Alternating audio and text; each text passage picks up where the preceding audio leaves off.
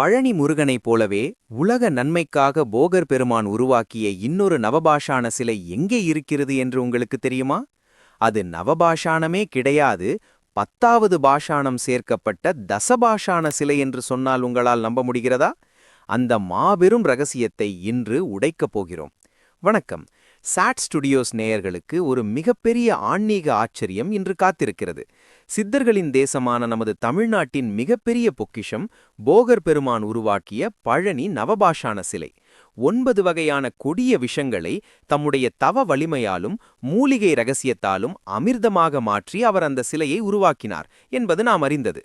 ஆனால் போகர் பெருமான் மனித குலத்தின் மீது கொண்ட பெரும் கருணையால் இன்னொரு சிலையையும் செய்து அதை ஒரு ரகசியமான இடத்தில் பிரதிஷ்டை செய்துள்ளார்.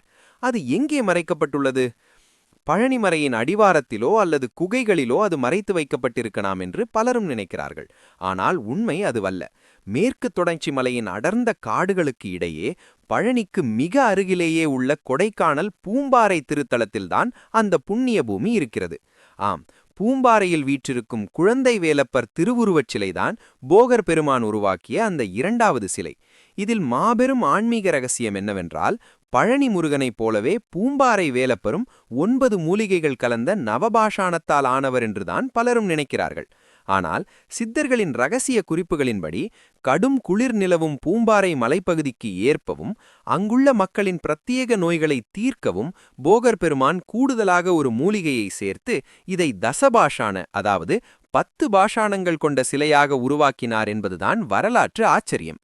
இந்த பூம்பாறை குழந்தை வேலப்பரை தரிசிப்பதால் என்ன நன்மை தெரியுமா?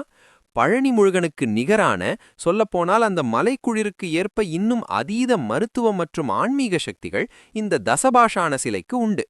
தீராத நோய்களால் தவிப்பவர்கள், மன நிம்மதி தேடுபவர்கள் இந்த சிலைக்கு செய்யப்படும் அபிஷேக தீர்த்தத்தை பருகினால் அவர்களின் உடல் பிணிகள் நீங்கி பெருவாழ்வு வாழ்வார்கள் என்பது சித்தர்களின் வாக்கு. பழனியில் இருப்பது ராஜ அலங்காரத்தில் உள்ள தண்டாயுதபாணி என்றால், பூம்பாறையில் இருப்பது அழகிய குழந்தை வடிவிலான முருகன். அமைதியான சூழலில் போகர் பெருமானின் மருத்துவ ரகசியம் இன்றும் இந்த சிலையில் உயிர்ப்புடன் இருக்கிறது. அடுத்த முறை கொடைக்கானல் அல்லது பழனிக்கு சென்றால் தவறாமல் பூம்பாறை குழந்தை வேலப்பரை தரிசித்து வாருங்கள். இந்த அபூர்வமான தகவல் உங்களுக்கு பிடித்திருந்தால் மறக்காமல் வீடியோவை லைக் செய்து உங்கள் நண்பர்களுக்கும் ஷேர் செய்யுங்கள். தொடர்ந்து இதுபோல பல மர்மங்களையும் ஆன்மீக தகவல்களையும் தெரிந்து கொள்ள நமது சாட் ஸ்டுடியோஸ் சேனலை சப்ஸ்கிரைப் செய்து கொள்ளுங்கள். இந்த தசபாஷாணத்தாலான பூம்பாறை குழந்தை வேலப்பரை குறிப்பிட்ட சில ராசிக்காரர்கள் வழிபட்டால் அவர்களின் தலையெழுத்தே மாறும், தீராத கடன்கள் தீரும் என்பது சித்தர்களின் வாக்கு. எந்தெந்த ராசிக்காரர்கள் எந்த நாளில் இவரை